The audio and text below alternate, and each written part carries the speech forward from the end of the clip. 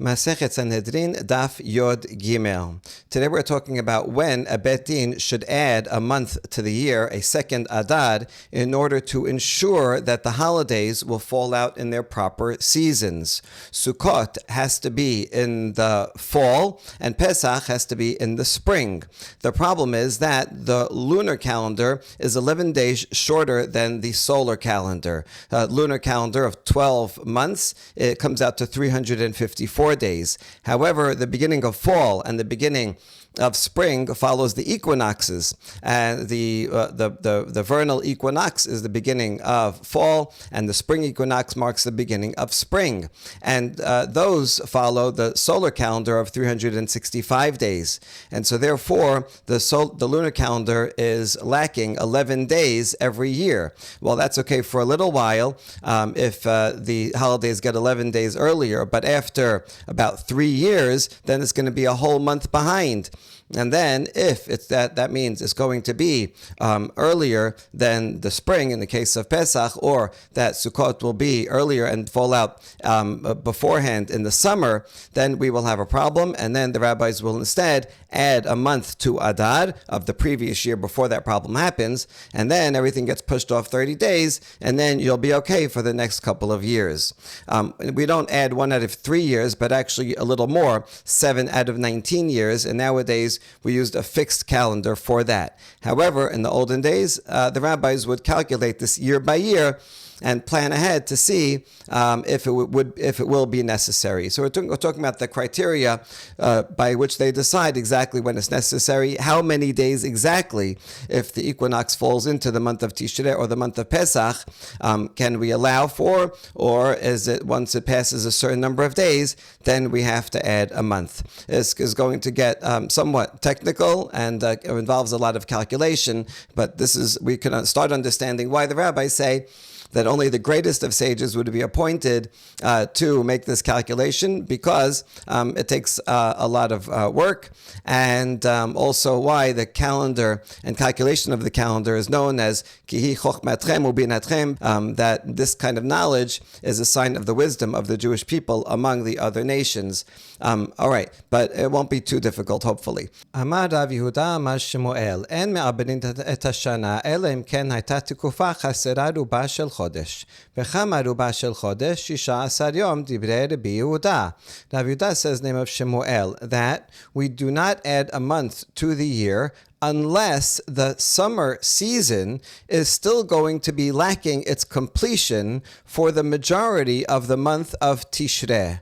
That means that the fall equinox, which marks the end of summer, if that falls into the second half of the month of Tishrei, that means the month of Tishrei is still, the majority of the month is still summer. That is a problem. And so, if we see that that's going to happen, then we add the month of Adar from a few months before that.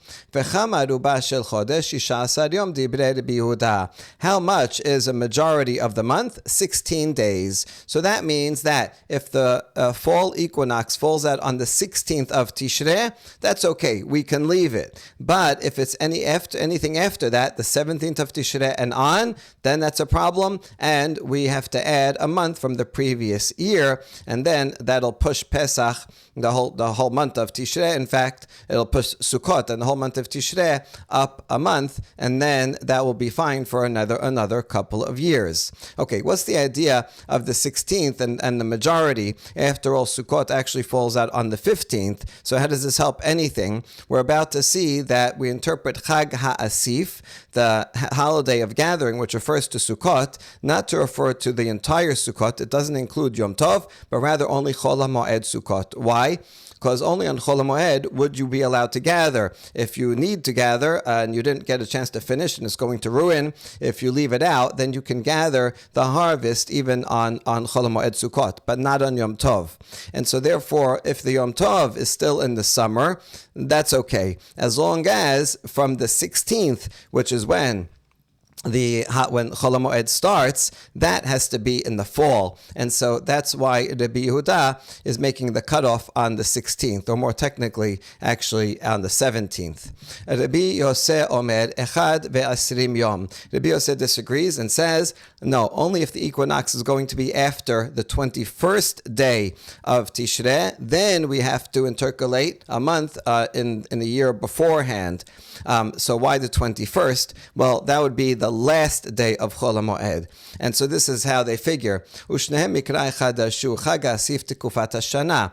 Morsa bar kulei chag ba'inan bitkufa chadasha.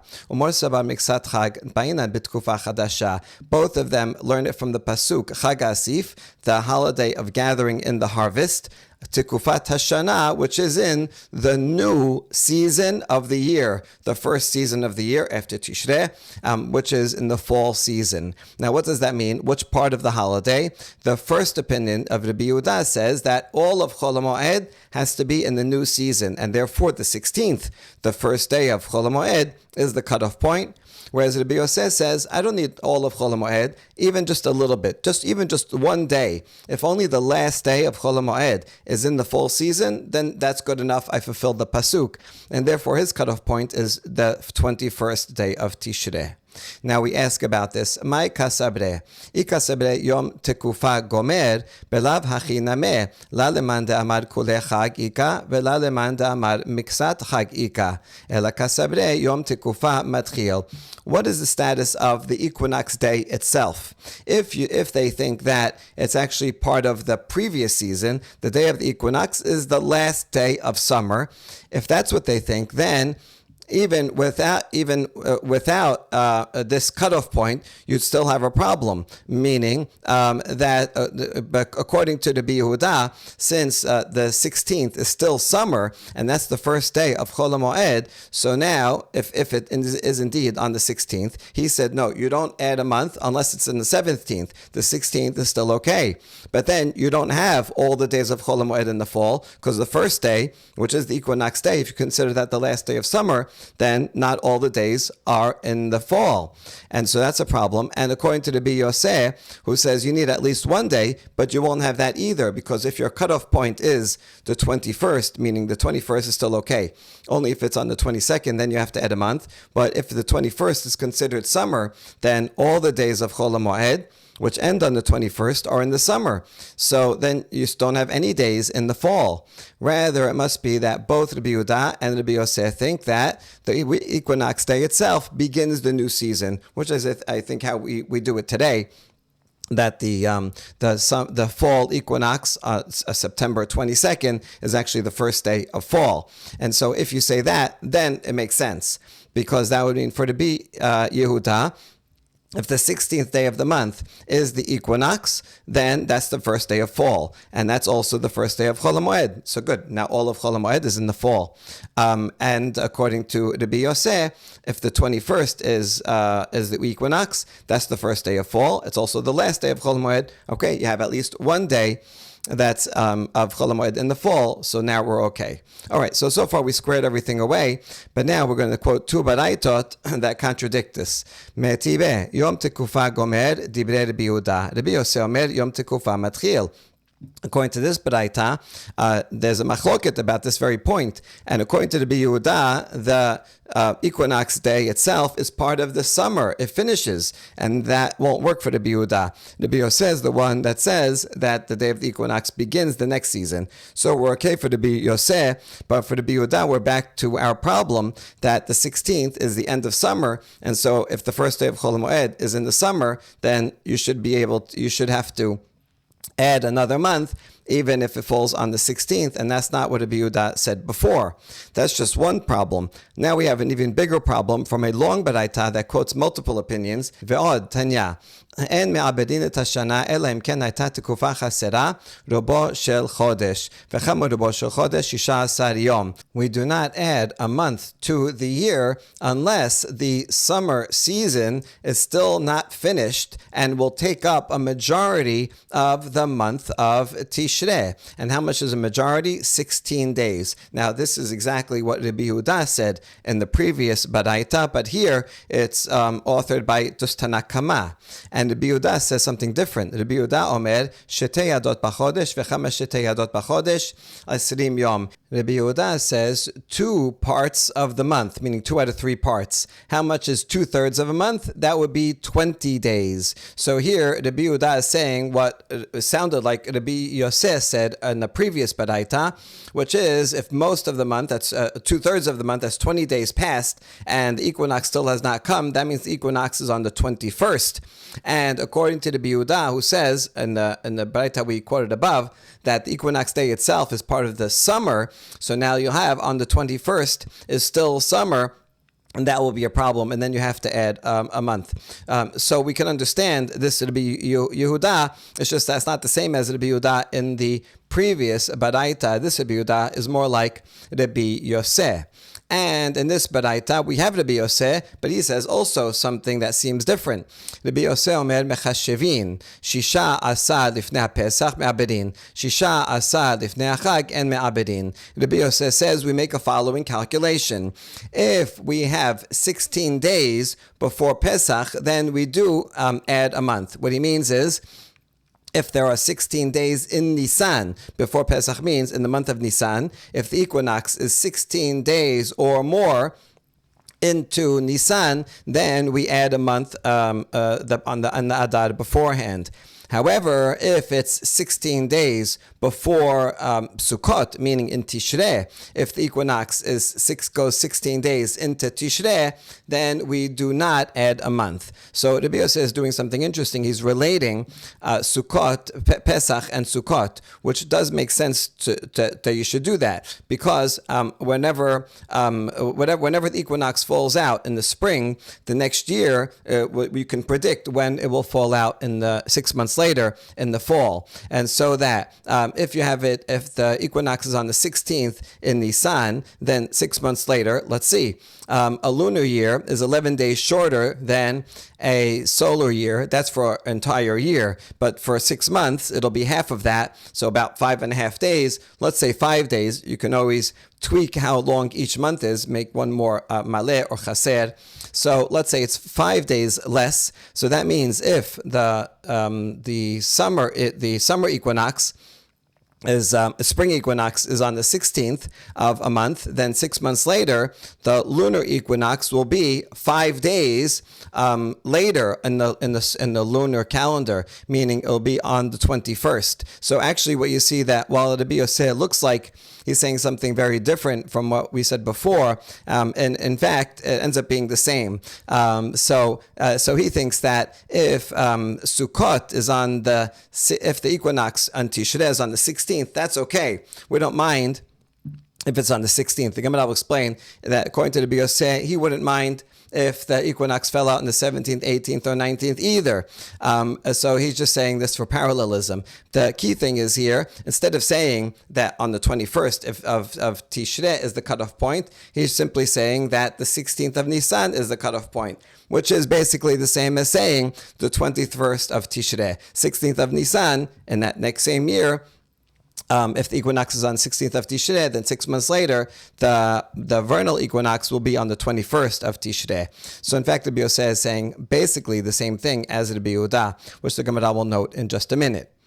Rabbi Shimon omer, af shisha asar lifnei hechag me'abedin. Rabbi Yosef says even if the equinox is 16 days into Tishrei before Sukkot, then we do add a month. Rabbi Shimon here sounds exactly the same as Tanna Kama, who also said 16 days. The Gemara will ask what the difference is between them. And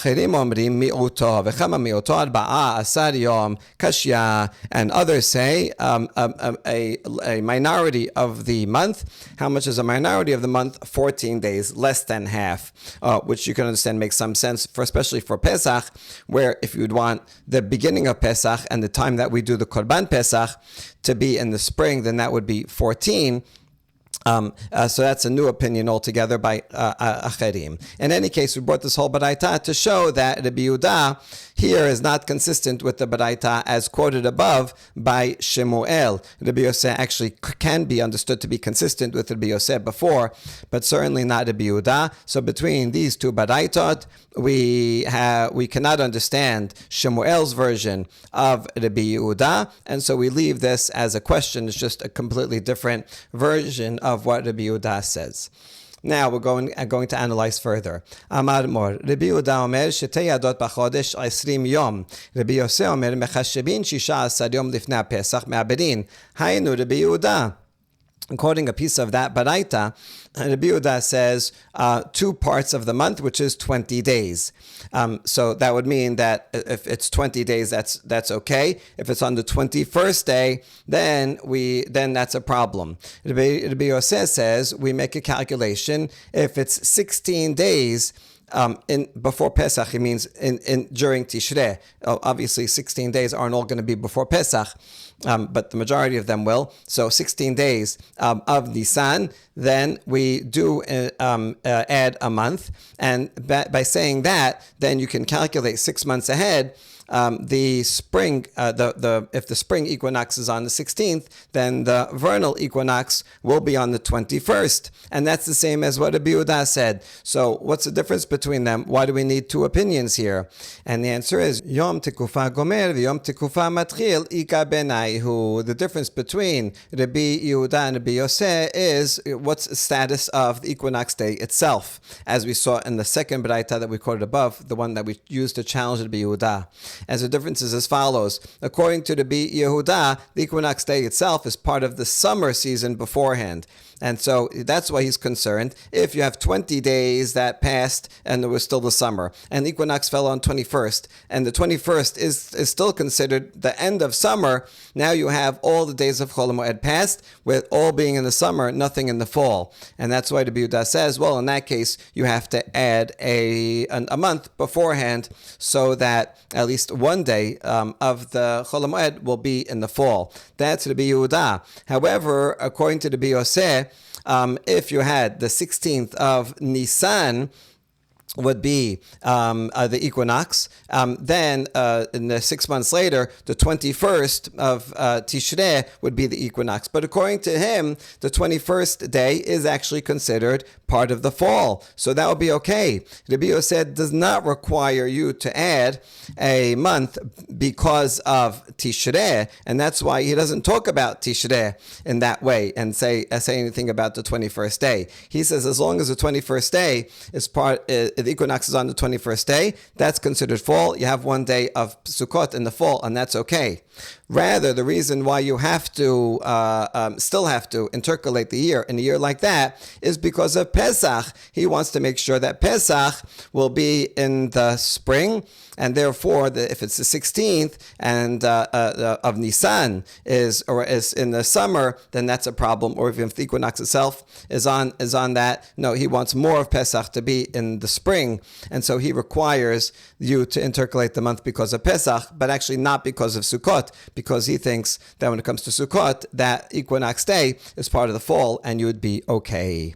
All right, Amar Mor, Shisha Asad Lifnei Chag and Me'aberin. Now we're going to analyze that next line of Rabbi Yosef, where he says, if it's the 16th in Nisan before Pesach, the equinox falls on the 16th, then we do not add a month. So why is he saying that? If according to the Rabbi Yosef, is he saying that on the 16th, if the equinox falls on the 16th, we don't add a month, but if it's on the 17th or 18th, then we do? But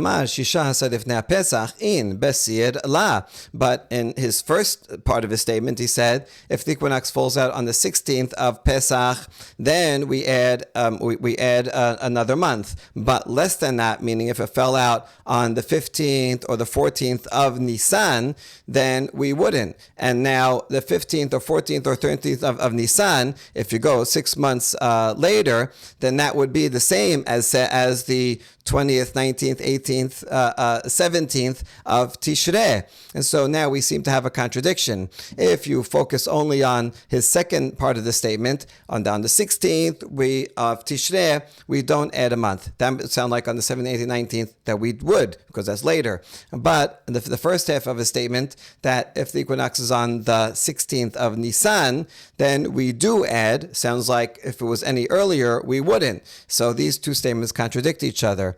What do we do? La idi v'idi en me'aberin. V'idi d'tana resha shisha sadifna pesach, tenad name shisha sadifne hechag. No, in fact, in none of these dates would we add a month. He says only if it's the 16th of Nisan, which is equivalent to the 21st of Tishrei. In that case, then we add a month. But if it's anything before that, the equinox falls out before that, that's okay, we don't add a month. So why did he say the second statement on the 16th of Tishrei we don't, which made it sound like 17th, 18th we would? He was just using the stylistically, since it says in the Resha, the 16th of Pesach, so he wanted to make a parallelism, 16th in Tishrei. But really, he meant that even if it would be later on in Tishrei, up until the 21st, we would not add an extra month.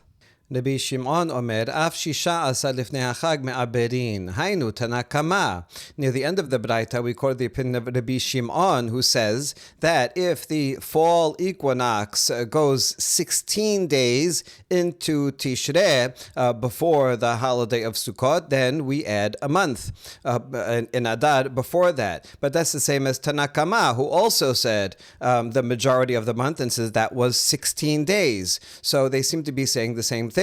Why would we have Tanakama and then Rabbi Shimon say the same opinion? Ika benayhu yom tekufa matchil v'yom tekufa gomer v'la mesayemi. Oh no, there is a difference between them regarding the status of the equinox day itself. We don't know which one said which, but one of them held the opinion that the day of the equinox is considered still the summer, is the end of the summer before that, and therefore if the equinox day itself is on the 16th, then we have to add a month from a year before in order to make that not happen, because we want all the days of Chol HaMoed to be in the fall. Whereas the other opinion says that the day of the equinox itself is the beginning of fall, and therefore if the 16th itself is the equinox, then that's still okay, because that's the beginning of fall. Only if the equinox is after the 16th, then that will be a problem. So the 16th is a cutoff point as the latest day that's okay,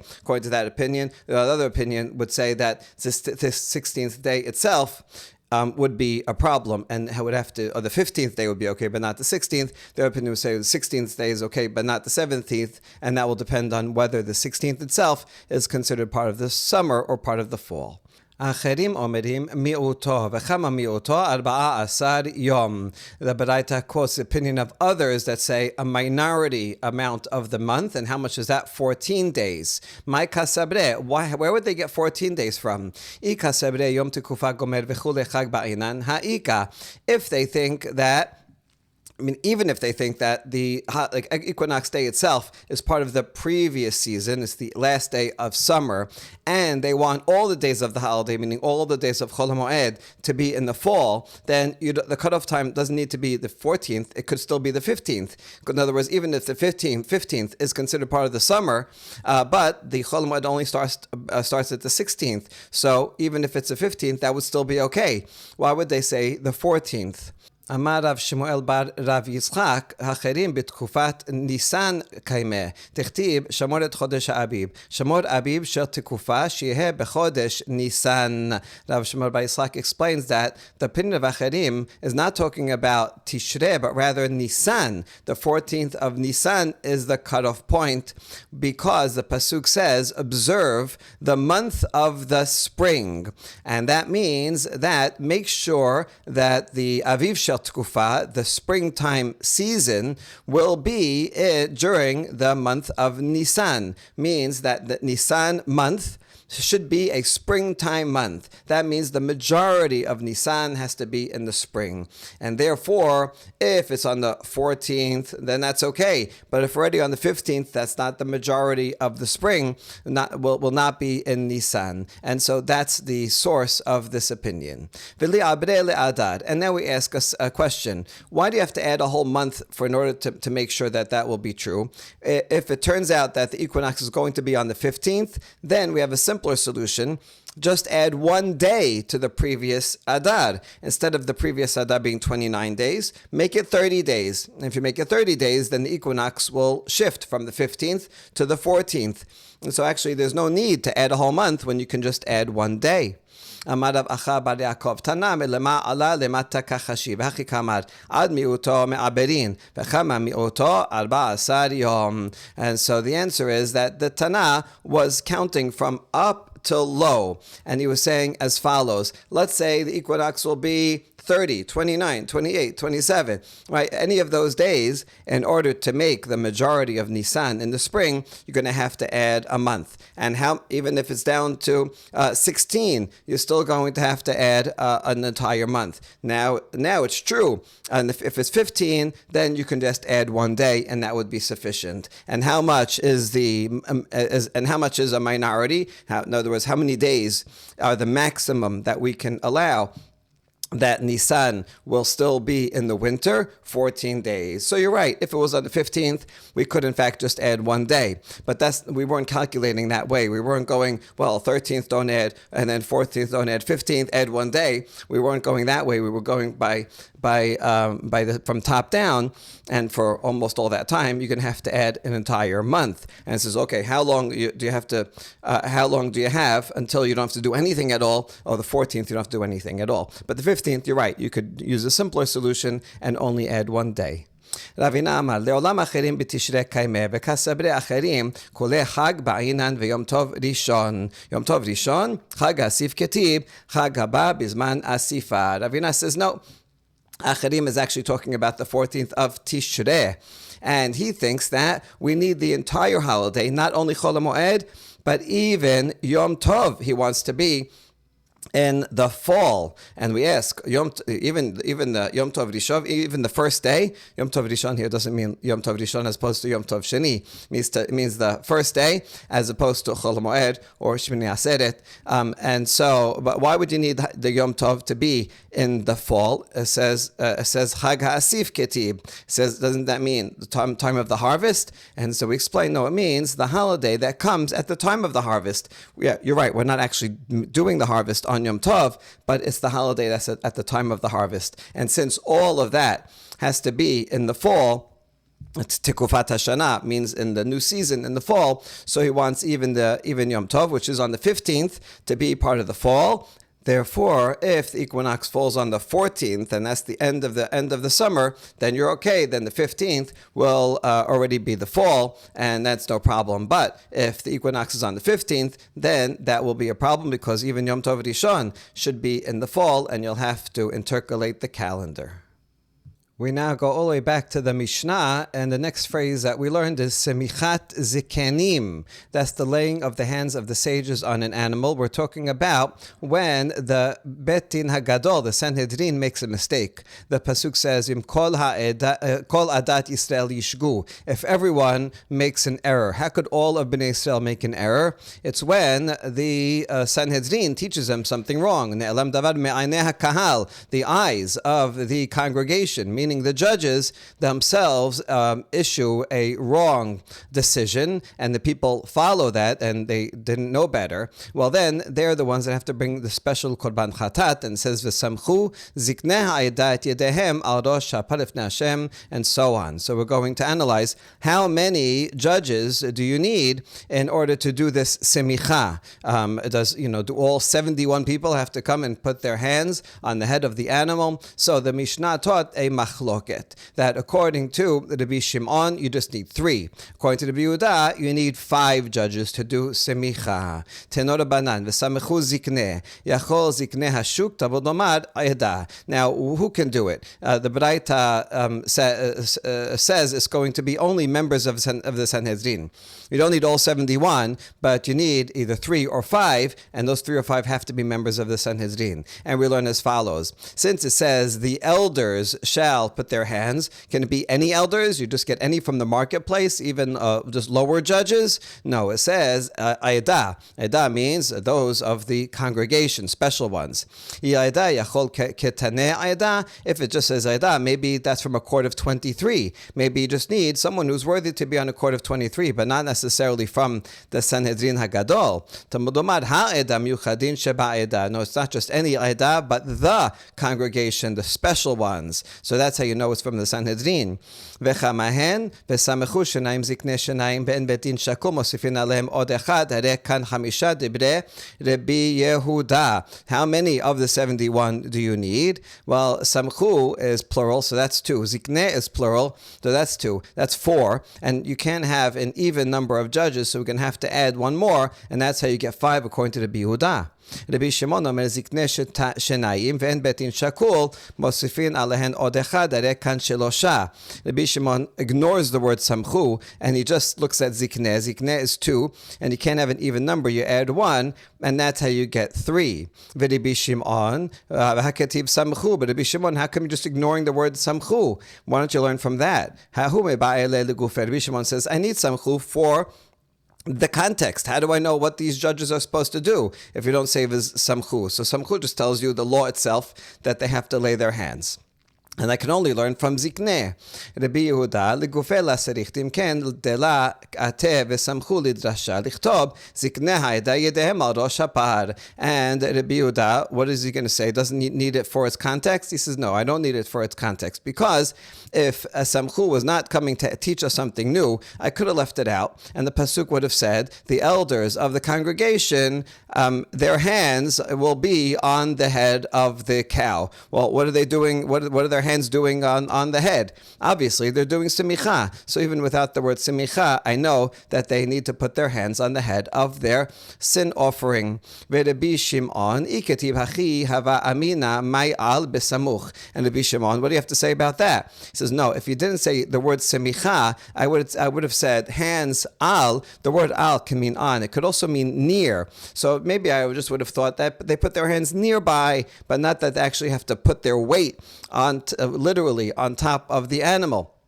And so I wouldn't have known that I wouldn't have known that without the word v'samechu. So I need it for its context, and therefore I only have 1 word left, v'zikneh, and that's how I get to 3. V'Rabbi Yehuda, gemar rosh me'olah. Same question back to Rabbi Yehuda. If you didn't have the word v'samechu, then how would you know that they have to actually put their weight and their hands literally on top of the animal? He says, I could have learned that from a gezerah shava. It says in this context the word rosh, and above regarding a korban olah, it also says rosh, and there it's clear that they have to put where the owner of the olah, whoever's bringing it, has to put their hands on the animal's head and push down on it. And so I would know from a gezerah shava, and therefore the word v'samechu is not necessary for the context here. It's available for a derasha, and I use that for 2, and then zikneh for 2, and that's how I get 5. Rabbi Shimon, la gemar rosh me'olah. Rabbi Shimon says, I don't have that gezerah shava. I can't just make up a gezerah shava just because I feel like it. I don't have a tradition of that gezerah shava, and therefore I would not have known that. So I think that we need the word v'samechu for its context, and therefore he ends up with just 3. Tana, semicha וסמיכת זקנים בשלושה. מהי סמיכה ומהי סמיכת זקנים? אמר רבי יוחנן, מסמך סבא. There's a braita that says semicha, and the semicha of elders is you need 3. So we only talked about one kind of semicha. So what is this other kind? So what is semicha and what's semicha zikenim? Rabbi Yochanan says we're talking about ordaining of elders. Semicha happens to be the same word. It's the same word for a good reason. Semicha literally means putting your hands on, samuch to, close to, putting your hands on top of. So we do that for a korban. When we do semicha for a korban, Lavan, the owner, or in this case of the Zikanim, the elders come and they put their hands on the sin offering. But it also refers to ordaining someone as a rabbi, where the elder, the one who's giving semicha, puts his hands on the student and gives them semicha. Kind of like today we do for giving someone a blessing, putting our hand on the person's head. So that's the other thing referring to, and that means that declaring someone as a rabbi requires 3 judges, according to this Baraita. Amar le Abaye Rav Yosef bismach sabeh b'shlosha min elan ilam b'dichtei v'yismoch et yadav alav yachi tiskeh bechad. So Abaye es Rav Yosef ordaining an elder as a rabbi is with 3. How do we know that? If it's from the pasuk regarding when Moshe appoints Yoshua, and it says he laid his hands upon him. Moshe laid his hands upon Yehoshua and said, okay, now you're in charge. Okay, they didn't have the title technically rabbi. We call Moshe Rabbeinu, but that's a title that's not found in Tanakh. Just he had the role, same role as the leader, so that's a title that we use today. But the point is that whatever title he gave him the appointment to be the head of the Jewish people, and so he laid his hands upon them. So we could learn from that when one is giving authority to someone else, they should lay their hands on someone else. Well, that is a good source for laying hands upon someone as a transfer of authority. However, Moshe did it alone, not with 3 people. So if we were learning from here, then we would learn that semicha only requires 1 person. And if you'll say, well, Moshe is different, Moshe is so much greater, Moshe is equal to 71. Well, if so, fine, I'll accept that, but then you'll need 71. Either Moshe, or if you don't have Moshe, you need the equivalent, which is 71. And then you would require the entire Sanhedrin to be there in order to ordain a rabbi. Kashya, and this is indeed a challenge that we do not answer. And lastly,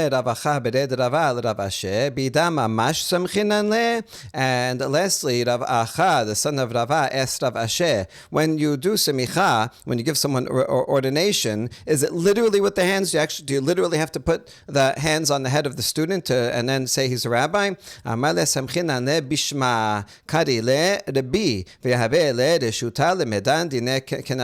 says, no, not literally. Instead, we give ordination by name, by calling the person Rabbi, and then we give them permission to adjudicate cases of fines, which requires a high level of expertise, and so then they can go and do that. So that's interesting. We don't literally have to put the hands on the head, although that is what Moshe did to Yoshua to make him the next commander-in-chief of the Jewish people. But going forward, it's sufficient to just call the person Rabbi.